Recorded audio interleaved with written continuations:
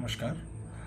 जैसा कि मैंने आपको पहले बताया था, हम स्वयंबोध और शत्रुबोध ये जो पुस्तक है इसके ऊपर चर्चा करेंगे। मैंने इसका पहला चैप्टर पढ़ा। पंकज सक्सेना जी की लिखी हुई पुस्तक है, आप सभी को पढ़नी चाहिए। मैं आपको एक एक करके इसके हर चैप्टर को पढ़ूंगा और आप सभी लोगों को इसका समराइज्ड वर्जन दूंगा कि मैंने पहले चैप्टर में क्या पढ़ा। तो पहले चैप्टर का जो फर्स्ट पार्ट था जो मैंने पढ़ा, उसके अंदर ब्रह्मांड और उसके सारी चीज़ों के बारे में बताया गया कि कैसे हमारा सनातन धर्म इन सब चीज़ों से जुड़ा हुआ है। ये ब्रह्मांड एक छिपी हुई लय पर चलता है, एक ऐसा प्राकृतिक क्रम जो सृष्टि को जोड़ता है। जैसे सितारे बनते हैं, बिगड़ते हैं, ऋतुएं बदलती हैं, ग्रह नक्षत्रों की गति है, ये सब लय का संकेत है। ऋग्वेद में इसे ऋत कहा गया है।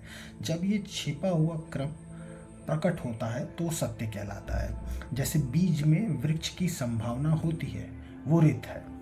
जब वो बीज अंकुरित हो जाता है तो वो वृक्ष बन जाता है और उसी संभावना को ऋत कहा जाता है। और वो जब प्रकट हो जाता है वृक्ष तो उसे सत्य कहते हैं। इसी से धर्म का उद्भव होता है। यही जो है चीज़ है, इसी से हमारे धर्म का उद्भव होता है। जब मनुष्य अपने कर्मों को इस ब्रह्मांडीय क्रम के साथ जोड़ता है तो वो धर्म हो जाता है। ऋत आंतरिक सिद्धांत है, सत्य उसका प्रकट रूप है, और उसके अनुरूप, इन दोनों के अनुरूप जो आचरण किया जाता है उसे धर्म कहते हैं। सनातन धर्म जो है वो एक गंगा की प्रवाह, नदी की प्रवाह की तरह है, जो बदलता तो निरंतर है पर अपने मूल स्वभाव को कभी नहीं छोड़ता। जैसे कि एक नदी होती है, वो निरंतर बदलती रहती है पर वो अपने मूल स्वभाव को कभी नहीं छोड़ती है।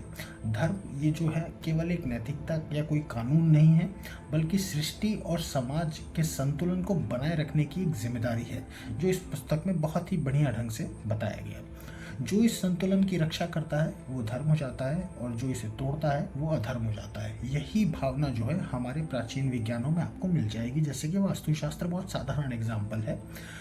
वास्तुशास्त्र में अगर बताया गया है कि जब भी कोई मंदिर बनता तो उसके लिए पेड़ कटते या जो भी कटते तो उसके एवज में काफ़ी सारे पेड़ों को फिर से लगाया जाता ताकि उस ब्रह्मांडीय संतुलन को बनाए रखा जाए। इसी प्रकार धर्म जो कोई स्थिर संस्था नहीं बल्कि एक सतत प्रयास है ब्रह्मांडीय लय के साथ सामंजस्य स्थापित करने का और जीवन चक्र को संतुलित रखने का।